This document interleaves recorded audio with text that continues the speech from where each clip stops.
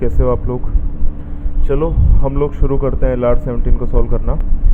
तो सबसे पहले इसका डेटा एक्सप्लेन कर देता हूँ मैं। ये बोल रहा है कि 7 दोस्त हैं, इनके नाम थोड़े से अजीब से हैं और मुझे प्रोनाउंस करने में इनको दिक्कत होती है, तो मैं इनको ABCDEFG ही बोलूँगा। एक काम की बात कि हमें अज्यूम करना है कि टाउन के अंदर कितने लोग हैं, केवल 7 लोग हैं, ठीक है। फिर इसके बाद में क्या बोल रहा है कि इनमें से 7 लोगों में से कोई भी एक पेयर क्या क्या रिलेशन हो सकता है उनके बीच में, या तो स्ट्रेंजर होंगे या एक्विटांसेस होंगे या फिर दोस्त होंगे।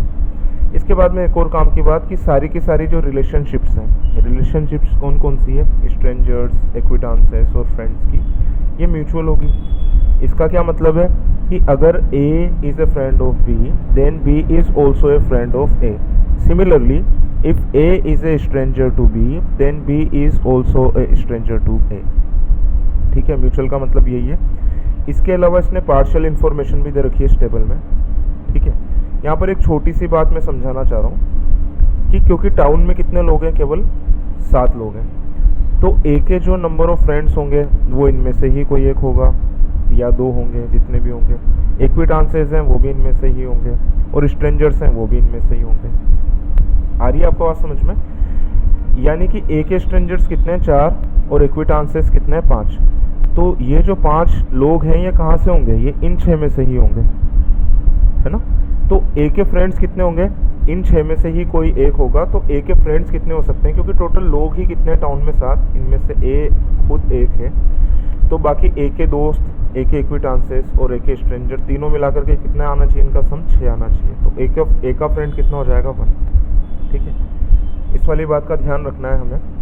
चलो अब हम पीछे जो क्लू दे रखे हैं उनको देखते हैं और सेट सॉल्व करना शुरू करते हैं, ठीक है। तो सबसे पहले तो देखो मैं ये वाली बात लिख लेता हूँ जो मैंने आपको बताई थी कि अमुदा के फ्रेंड्स कितने हो जाएंगे, 1, क्योंकि सारी की सारी रो का सम कितना आना है, 6 आना है, ठीक है। और गौतम के भी फ्रेंड्स कितने हो जाएंगे, तो इसका भी जवाब है 1, ठीक है। आई होप कि आपको ये वाली बात समझ में आई कि हर एक रो का सम 6 क्यों आना चाहिए, ठीक है। इसके बाद में देखो मैंने यहाँ पर एक ये वाली टेबल यूज़ की है। इस टाइप की टेबल हम गेम्स एंड टूर्नामेंट्स के अंदर भी यूज़ करते हैं, आपको बताओ तो। जैसे कि मैं आपको बताता हूँ इस टेबल को किस टाइप से फिल किया जाता है या कैसे यूज़ किया जाता है। जैसे कि मान लो हमें ये देखना है कि गेम्स एंड टूर्नामेंट्स का मैं बताया जाता हूँ आपको, थोड़ा शायद उससे ज़्यादा आप रिलेट कर पाओगे।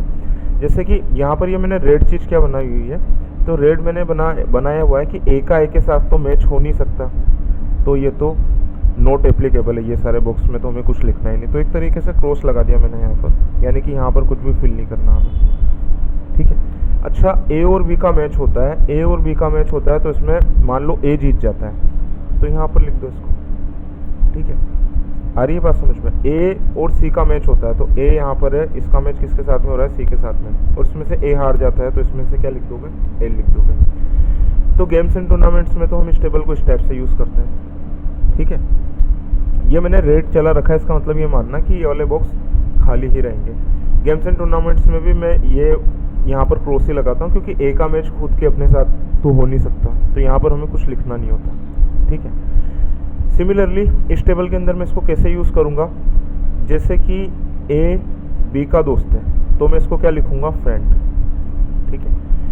C जो है वो A का क्या है, एक्विटांस, तो मैं इसको क्या लिख दूंगा, A। आ रही है आपको बात समझ में? तो ये वाला कॉलम मैंने खाली क्यों छोड़ा है, क्योंकि A अपने आप का कुछ भी नहीं होगा, ना तो फ्रेंड हो सकता है, ना एक्विटांस हो सकता है, ना ही स्ट्रेंजर हो सकता है, तो यहाँ पर हमने कुछ फिल करना ही नहीं है। आ गई आपको बात समझ में? इसके बाद में एक और बात ध्यान से सुनो आप कि इसके अंदर वैसे तो मैं बता चुका हूँ आपको कि एक्विटांस को मैं क्या लिखूँगा, A, है ना। फ्रेंड को मैं क्या लिखूँगा, F, और स्ट्रेंजर को मैं क्या लिखूँगा, S, ठीक है। तो चलो इसके क्लू पढ़ना शुरू करते हैं हम लोग। तो ये क्या बोल रहा है, A, B and C are mutual strangers, यानी कि A के लिए B और C कैसे हैं, स्ट्रेंजर्स हैं। B के लिए A और C स्ट्रेंजर्स हैं, और C के लिए A और B स्ट्रेंजर्स हैं। तो देखो इस वाली चीज़ को कैसे फिल करेंगे हम, बड़ा आसान है। इसके लिए क्या है, B भी स्ट्रेंजर है, सेकंड कलर चेंज कर लेता हूँ मैं। इसके लिए B भी स्ट्रेंजर है, C भी स्ट्रेंजर है, और B के लिए भी A भी स्ट्रेंजर है और C भी स्ट्रेंजर है। और सी के लिए ए भी स्ट्रेंजर है और बी भी स्ट्रेंजर है। ठीक है, तो चलो ये तो हो गया क्लू कंप्लीट। अब दूसरा वाला क्लू हम लोग देख लेते हैं। A D and F are each friend. A D and F, ठीक है, A D and F are each friends. तो ये भी लिख लेते हैं। ए क्या है, ई का दोस्त है। डी भी क्या है, ई का दोस्त है। और एफ क्या है, ये भी ई का दोस्त है। ठीक है, तो अब ए के लिए ई का क्या रिलेशन होगा, तो इसने ये वाली बात बोल रखी है पहले कि अगर ए बोलता है कि ए मेरा दोस्त है तो फिर ए भी बोलेगा कि ई भी मेरा दोस्त है, क्योंकि इसने पीछे एक कमेंट किया हुआ है कि all the relationships are mutual. ऐसा नहीं होगा कि ई तो ए को दोस्त बोल रहा है और ए ई को बोल रहा है कि ये तो स्ट्रेंजर है या जस्ट एक एक्विटांस है, ऐसा नहीं होगा। इसके बाद में ध्यान से देखो, डी के लिए ई क्या होगा, डी के लिए ई भी एक दोस्त होगा इसका, तो यहाँ पर भी क्या लिख दिया मैंने, एफ। और एफ के लिए क्या होगा, ई, एफ के लिए भी क्या होगा, एक फ्रेंड होगा। तो एफ के लिए ई क्या होगा, एक फ्रेंड होगा। ठीक है, तो ये भी हमने लिख लिया, क्लू नंबर 2 भी कंप्लीट हो गया। इसके बाद में बोल रहा है सी एंड जी आर फ्रेंड्स। ठीक है, तो सी के लिए जी क्या है, सी के लिए जी है एक दोस्त, तो जी के लिए भी सी क्या हो जाएगा, जी के लिए भी सी क्या हो जाएगा, ये देखना इस जगह पर लिखूंगा मैं, जी के लिए भी सी क्या हो जाएगा, एक दोस्त हो जाएगा, एक फ्रेंड हो जाएगा। तो चलो क्लू इसके काफ़ी आसान से लग रहे हैं अभी तक। तो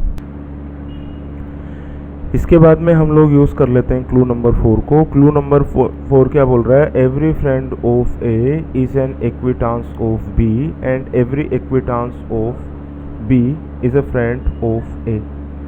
फिर ये वाला क्लू थोड़ा सा मुझे ऐसा लग रहा है, इसको हमें बार बार में देखना पड़ेगा, डायरेक्ट फिल नहीं कर सकते, या फिल भी कर सकते हैं तो एक छोटी सी चीज़ ज़रूर अभी फिल कर सकते हैं। तो ये कह रहा है कि ए का जो भी दोस्त होगा, यहाँ से देखो, ए का जो भी दोस्त होगा उसके लिए क्या बोल रहा है, वो इक्विटांस होगा बी का। तो कोई बात नहीं, ए का एक दोस्त तो मैंने लिखा हुआ है ऑलरेडी, और वो कौन सा है, ई। तो ए का जो भी दोस्त है, यानी कि अभी हमें क्या पता चल रहा है कि ए का एक दोस्त है ई, वो क्या होगा, बी का इक्विटांस होगा। तो इसको देखो मैं क्या कर रहा हूँ, बी के लिए ई क्या होगा, इक्विटांस, यानी कि इस वाले कॉलम में मुझे लिखना है इक्विटांस। ठीक है, तो यहाँ पर मैं क्या लिख दूंगा, इक्विटांस। तो ई के लिए भी बी क्या होगा, ई के लिए भी बी क्या होगा, ये वाली चीज़ इस वाली जगह पर लिखूंगा। तो ई के लिए भी बी क्या हो जाएगा, एक इक्विटांस।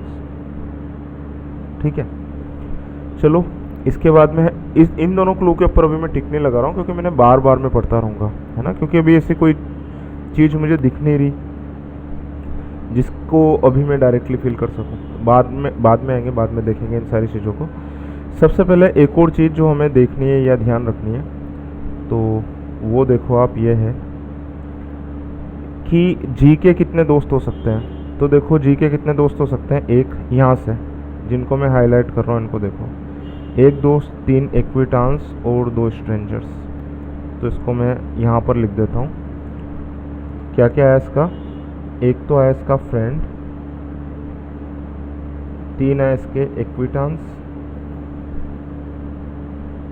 और 2 है इसके स्ट्रेंजर्स, ये लिखना है। ठीक है, एक एक कॉलम में मुझे क्या क्या लिखना है, एक एक कॉलम में मुझे लिखना है एक फ्रेंड, एक एक्विटांस और 4 स्ट्रेंजर्स। ठीक है, एक फ्रेंड,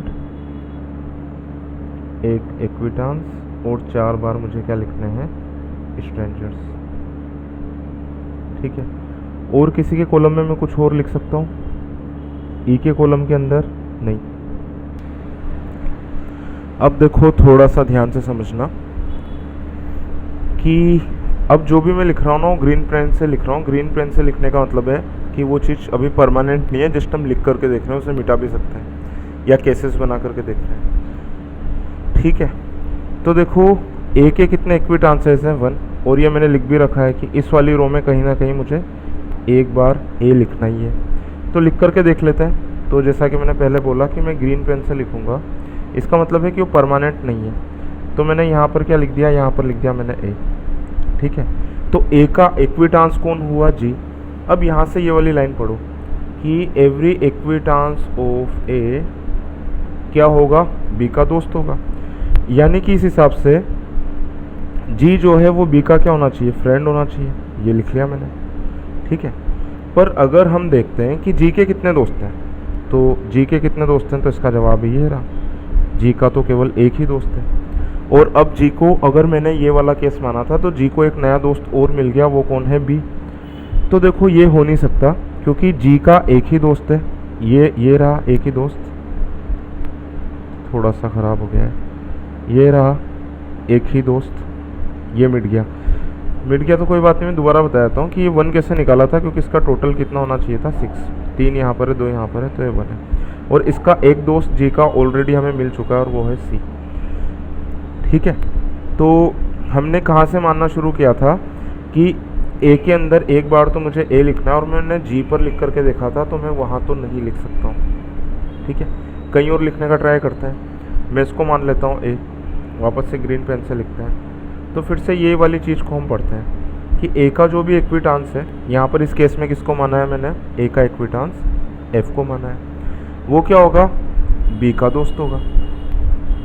तो इसका मतलब बी जो है, मतलब एफ जो है वो बी के लिए क्या होगा, दोस्त होगा, यानी कि फ्रेंड होगा, ठीक है। अब एफ के दोस्त देख लेते हैं, एफ के दोस्त कितने हैं, एफ के दोस्त हैं एक। तो देखो क्या वो दोस्त ऑलरेडी आ चुका है, एफ का दोस्त ऑलरेडी आ चुका है, और वो कौन है, वो है ई। ये देखो, आ रही है बात समझ में। और यहाँ से हमें क्या पता चल रहा है, यहाँ से हमें पता चल रहा है कि एफ का दोस्त, एफ के 2 दोस्त हैं, अगर मैं इस वाले केस को मानूंगा, एक तो बी और एक ई। तो फिर इसने जो क्लू दे रखा है ये गलत हो जाएगा।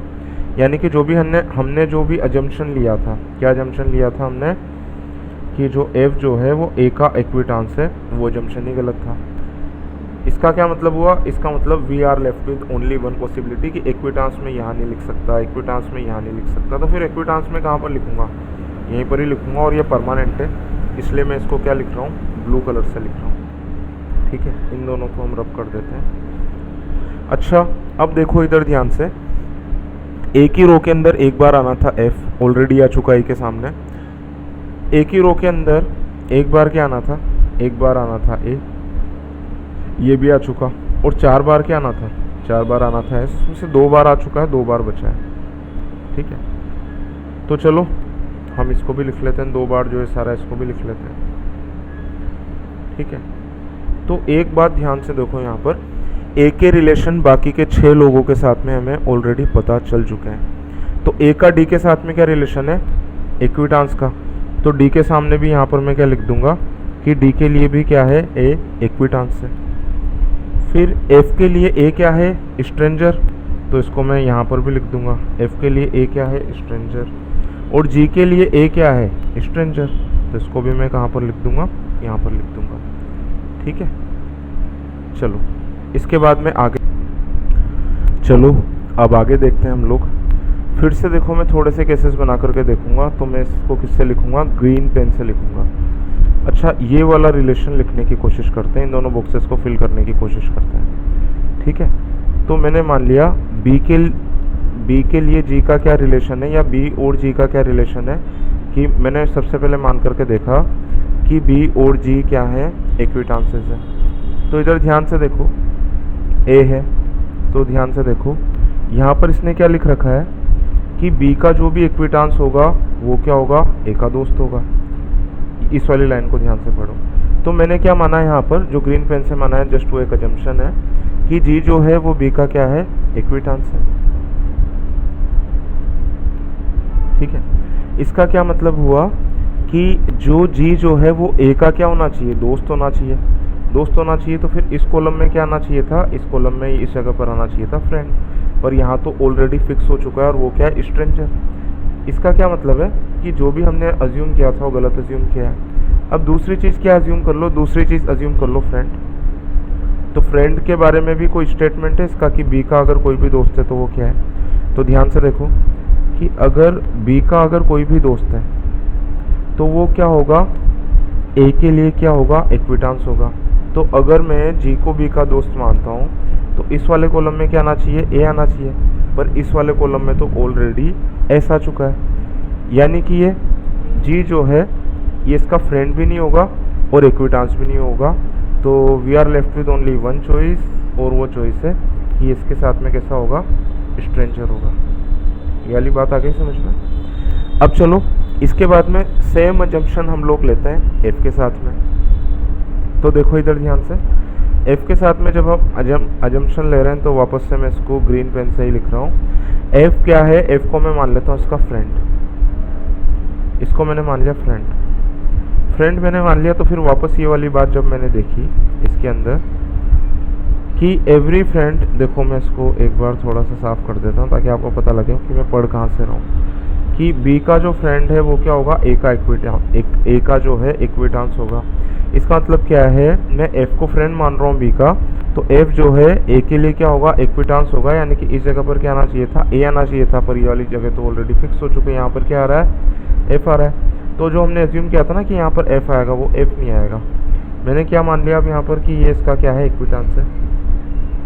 तो ये क्या हो जाएगा, ये हो जाएगा इसका, इससे रिलेटेड स्टेटमेंट हम लोग पढ़ते हैं कि बी का जो इक्विटांस है वो क्या हो जाएगा, फ्रेंड ऑफ अमुधा।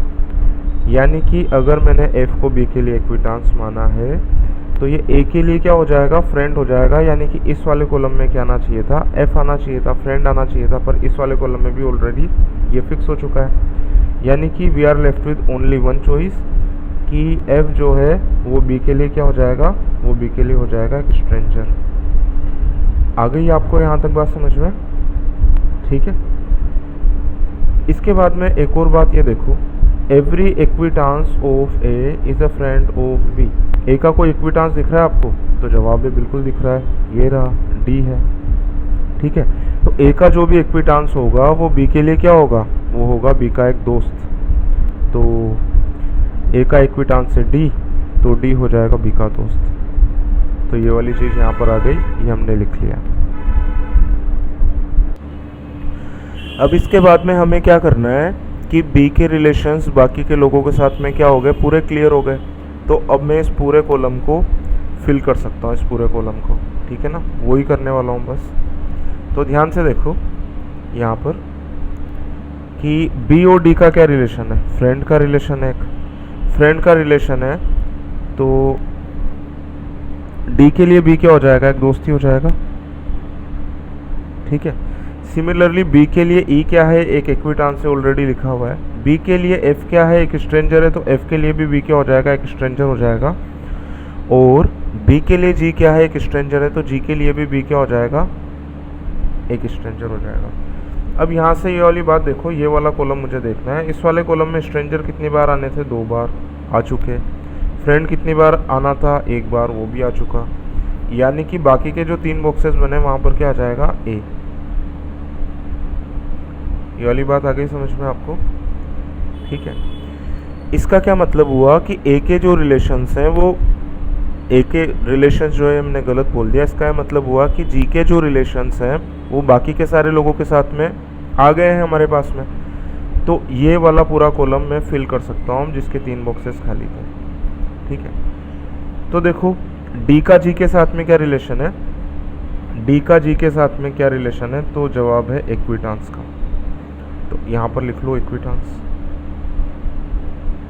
इसके बाद में ई का जी के साथ में क्या रिलेशन है, तो जवाब है इक्विटांस का। तो कहाँ से कॉपी कर रहा हूँ मैं, यहाँ से, तो फिर से लिख लो इसको इक्विटांस। और एफ का जी के साथ में क्या रिलेशन है, तो यहाँ से कॉपी कर रहा हूँ, तो ये भी इक्विटांस का, तो यहाँ पर भी लिख लो इक्विटांस, ठीक है। चलो अब आगे देखते हैं।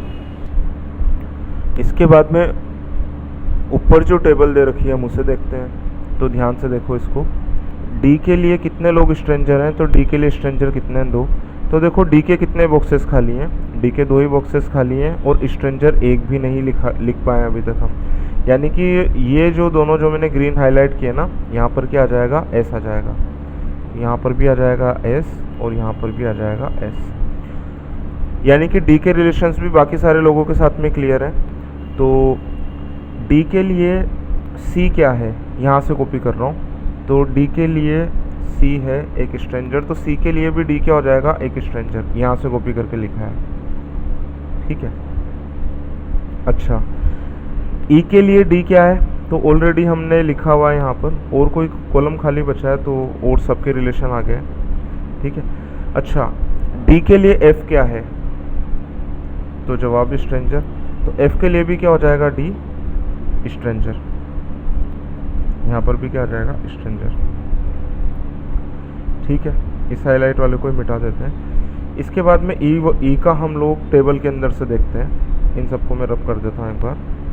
तो यहाँ से हमें क्या पता चल रहा है कि ई के लिए स्ट्रेंजर कितने लोग हैं, एक लोग। तो देखो ई का स्ट्रेंजर कहीं पर आया है क्या, तो जवाब है अभी तो कहीं पर भी नहीं आया, तो एक ही बॉक्स खाली बचा है, यहाँ पर क्या आ जाएगा, एक स्ट्रेंजर। यानी कि ई के रिलेशंस भी सबके साथ में क्लियर है।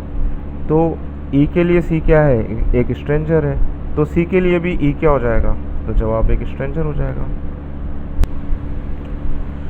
इसके बाद में हम सी के लिए टेबल देखते हैं। तो सी के लिए क्या लिखा हुआ है यहाँ पर कि सी का इक्विटांस है कोई एक आदमी बाकी के 6 में से।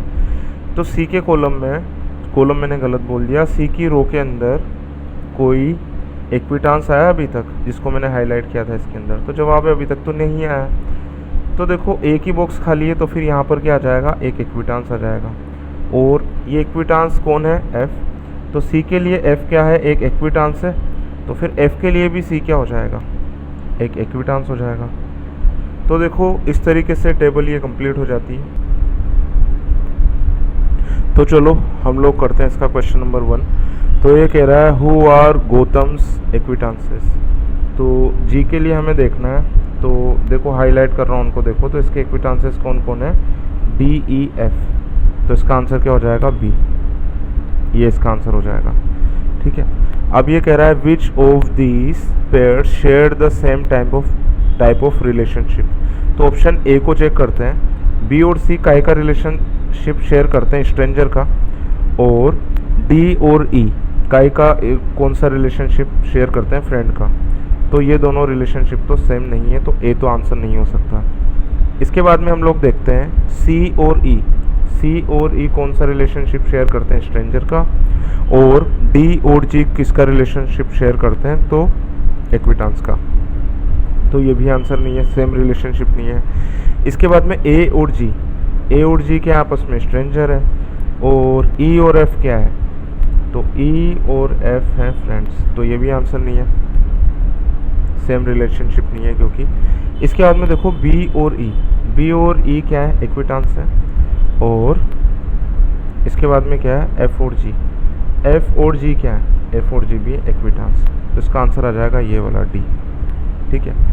इसके बाद में क्वेश्चन नंबर 3 है who is the acquaintance of A. तो इसका जवाब है ये D. Question number 4 who is an acquaintance of Chandran. तो चंद्रन का इक्विटांस कौन है, तो ये रहा एफ। तो इसका जवाब हो जाएगा ये, ठीक है। आप लोग इस वीडियो को देखना, और हम लोग मिलते हैं एक नए सेट के साथ।